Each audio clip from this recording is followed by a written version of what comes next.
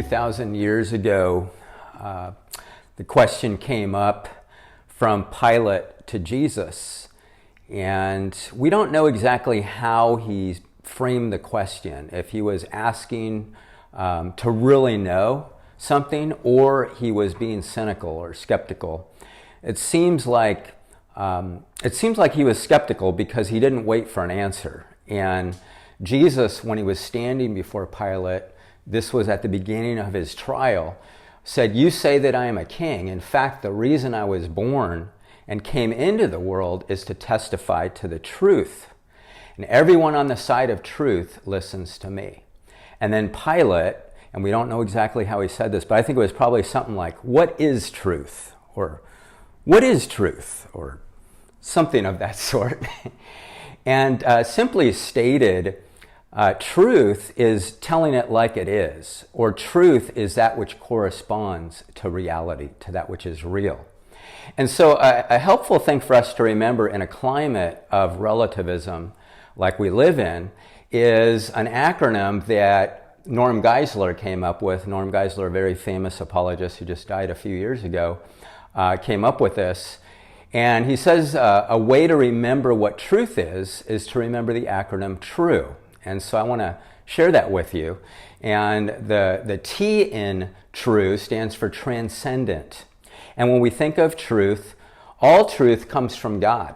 As a matter of fact, one of my favorite sayings from Augustine is he said, all truth is God's truth.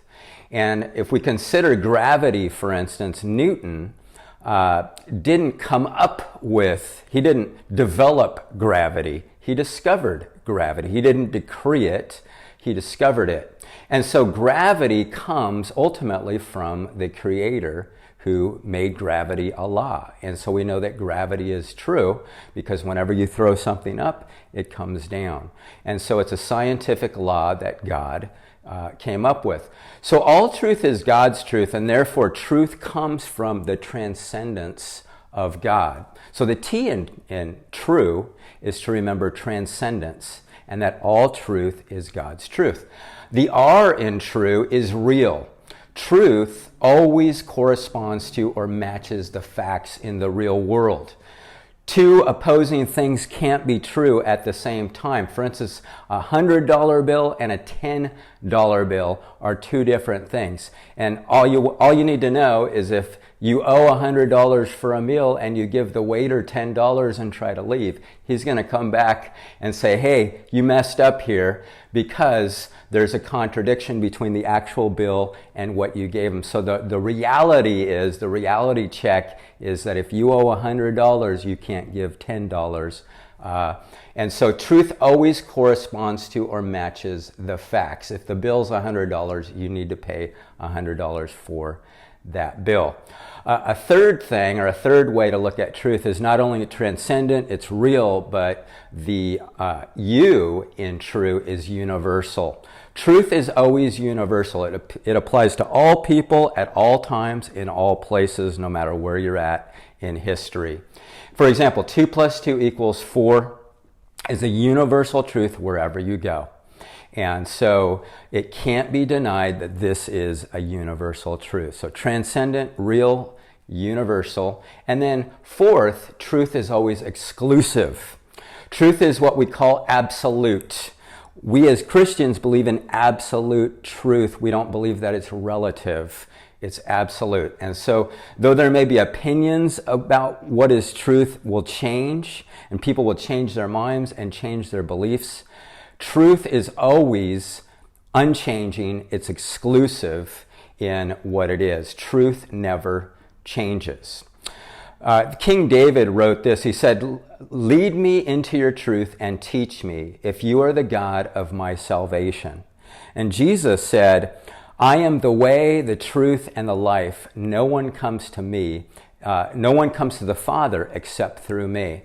And so when we think of truth and what it is, a good thing to think about is compare Jesus with everyone else. When you come to a stop sign, for instance, it's a universal truth that if you see that red sign and the shape of it, everyone knows, no matter where you are in the world, that means stop.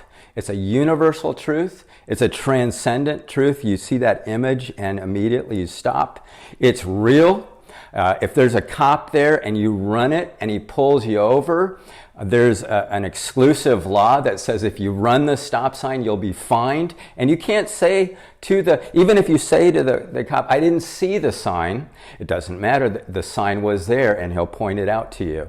And so when it comes to, for some reason, religion, we tend to think that it doesn't matter what you believe, but it does. And so if you're in an intersection and Confucius is there and Buddha is there and Muhammad's there and Jesus is there, you know who I'm going to go with? I'm going to go with Jesus. Because Jesus is the only one who claimed to be the truth, to reveal the truth. And his life, when you read about his life and you read about what he taught, they match.